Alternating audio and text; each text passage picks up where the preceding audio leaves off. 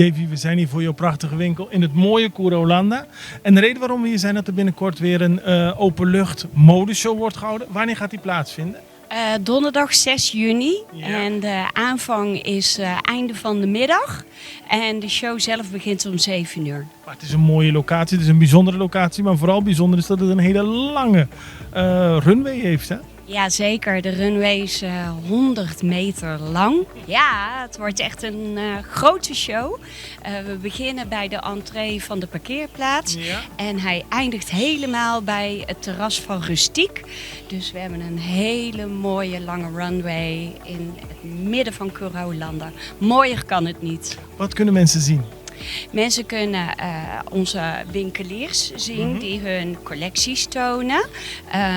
Er doen 7 winkels mee. Wij laten allemaal onze nieuwste collecties zien. Allemaal verschillende soorten, type modellen. Alle restaurants die zijn open, de barretjes zijn open, de geweldige gallery van Bagheera is open. Iedereen doet mee, dus zoals jullie van ons gewend zijn, de hele community is in.